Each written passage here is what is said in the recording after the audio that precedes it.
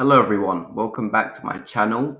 If you're new here, I make videos for anyone who's looking to improve their chess around anywhere in the club level ratings. But in this video, I'm going to be following up a previous video, and in a previous video, I was showing the theory of one of the Caro-Kann Karpov variation lines, and I said I would show a game, and I have been showing a game, but the reason why I'm showing a game is so you don't memorize, because I am showing the theory of this line, of all these lines, and me myself, I don't want to just memorize them. When I'm playing them, I want to have like some games that I can kind of compare my moves to. So I kind of have a bit of an idea of the position instead of just pure memory and not really knowing.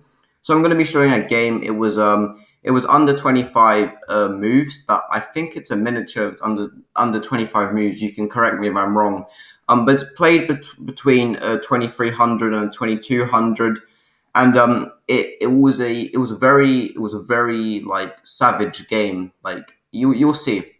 But anyway, if you want to see the theory to this variation, I made a previous video. I'll link it in the description just in case you want to learn the line yourself. But here I'll be showing a game. So let's get on with the game. E4, C6, the Caro-Kann, D4, and D5.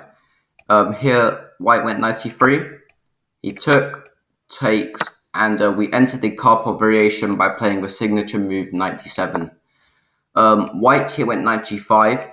And in the previous video, I was showing you the theory with bishop c4, but knight g5 and bishop c4, they pretty much just transpose anyway.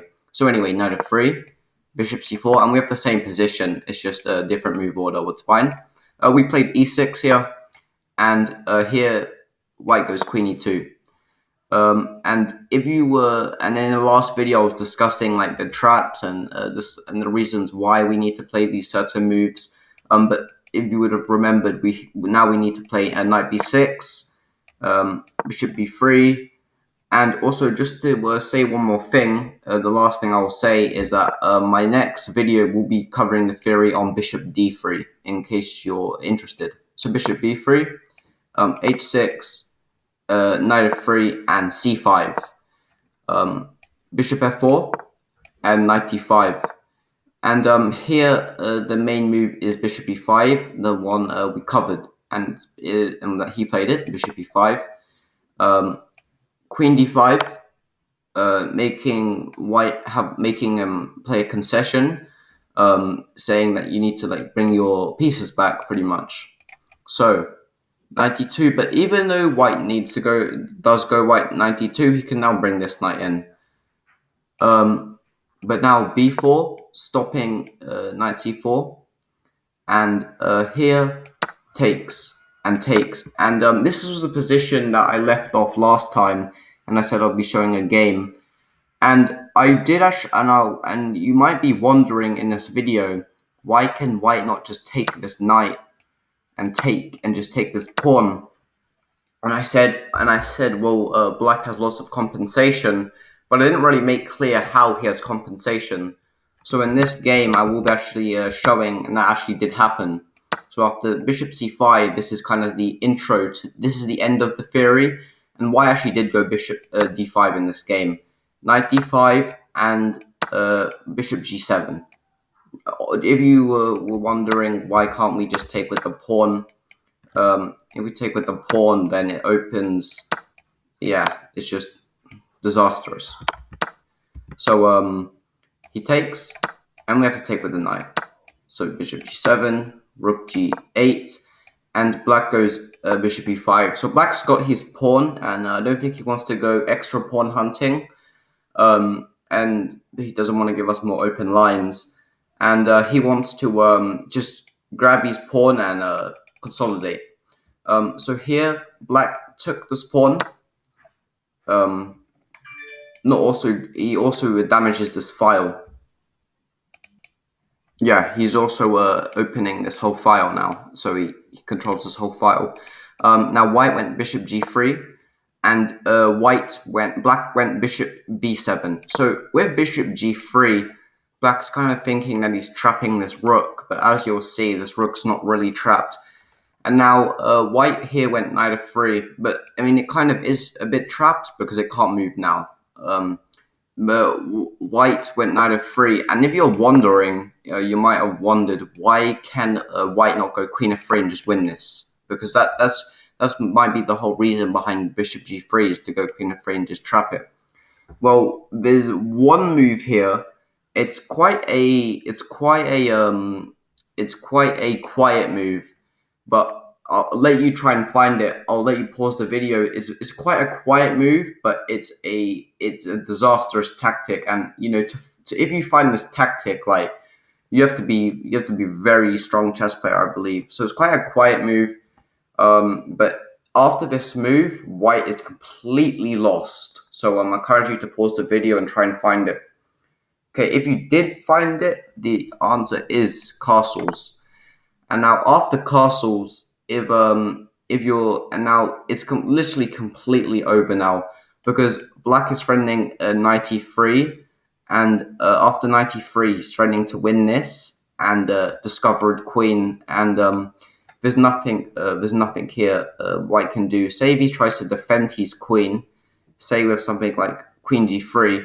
Well, even if he does go like queen g3, I mean, we can always we just go like 93, for example, and he can never take because we take, and we're threatening his queen and we're threatening checkmate, so we can't do that. And let's see what the best move for black is here. Sorry, white. So say if he castles queenside, we just go like knight b7. I think. Hold on. What's the best move? I think it's knight b7. But we could. I mean, no.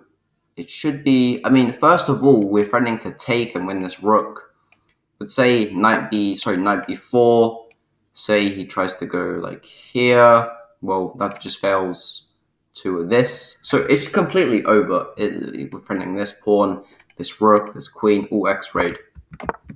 So he can't go queen f3.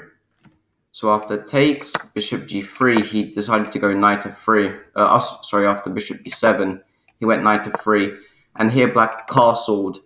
And white here went king f1, thinking, okay, I'm going to win this rook. And now black has a insane tactic. Try and pause the video and find it. This game is all about showcasing why you cannot take the pawn on g7 in the opening. So try and pause the video and see if you can find it. Okay, well, if you did pause the video, or if you just want to watch the show, it is knight e3.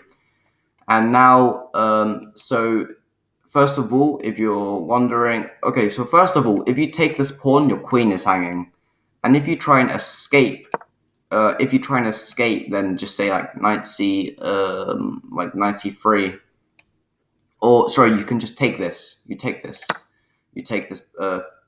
this knight, and if the queen takes, you're threatening checkmate. So it's just KO pretty much. So after knight c3, you have to take. The game went takes, queen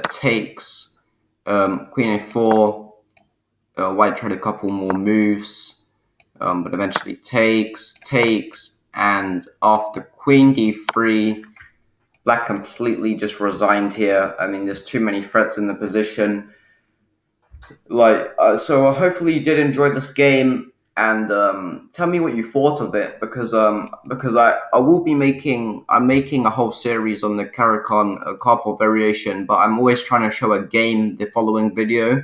So whenever I'm playing this variation, or when you're playing this variation, you have an idea of how the pieces develop. But as we saw in this game, the pieces, there's just all the pieces are facing the king. Not one piece in black's army is not in, it's literally disastrous. This rook deep in the camp can never really be attacked.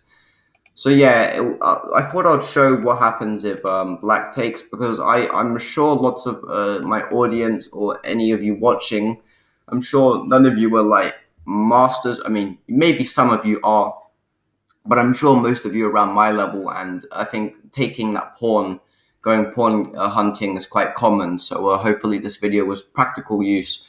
But tell me what you thought of the game. I'll also, in special announcement, I will be doing a road to 1900.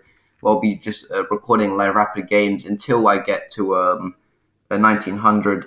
And if you want a chance to win a free book, two people already in the giveaway.